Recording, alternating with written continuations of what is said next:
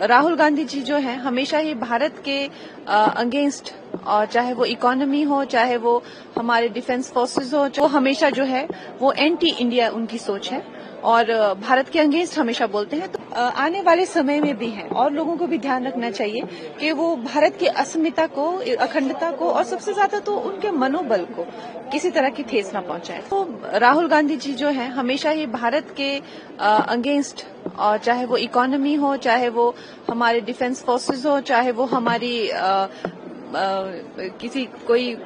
जो दुश्मन देश हैं उनके पक्ष में बोलना हो, हमने हमेशा देखा है कि वो हमेशा जो है वो एंटी इंडिया उनकी सोच है और भारत के अगेंस्ट हमेशा बोलते हैं। तो ये एक बहुत ही वेलकम मूव है बाय द सुप्रीम कोर्ट कि उन्होंने उनको इस तरह की फटकार लगाई है। अब आने वाले समय में भी हैं और लोगों को भी ध्यान रखना चाहिए कि वो भारत की अस्मिता को, अखंडता को और सबसे ज्यादा तो उनके मनोबल को किसी तरह। राहुल गांधी जी जो हैं हमेशा ही भारत के अगेंस्ट, और चाहे वो इकोनॉमी हो, चाहे वो हमारे डिफेंस फोर्सेस हो, वो हमेशा जो है वो एंटी इंडिया उनकी सोच है और भारत के अगेंस्ट हमेशा बोलते हैं। तो आने वाले समय में भी हैं और लोगों को भी ध्यान रखना चाहिए कि वो भारत की अस्मिता को, अखंडता को और सबसे ज्यादा तो उनके मनोबल को किसी तरह की ठेस न पहुंचाए। तो राहुल गांधी जी जो हैं हमेशा ही भारत के अगेंस्ट, और चाहे वो इकोनॉमी हो, चाहे वो हमारे डिफेंस फोर्सेस हो, चाहे वो हमारी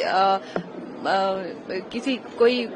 जो दुश्मन देश हैं उनके पक्ष में बोलना हो, हमने हमेशा देखा है कि वो हमेशा जो है वो एंटी इंडिया उनकी सोच है और भारत के अगेंस्ट हमेशा बोलते हैं। तो ये एक बहुत ही वेलकम मूव है बाय द सुप्रीम कोर्ट कि उन्होंने उनको इस तरह की फटकार लगाई है। अब आने वाले समय में भी हैं और लोगों को भी ध्यान रखना चाहिए कि वो भारत की अस्मिता को, अखंडता को और सबसे ज्यादा तो उनके मनोबल को किसी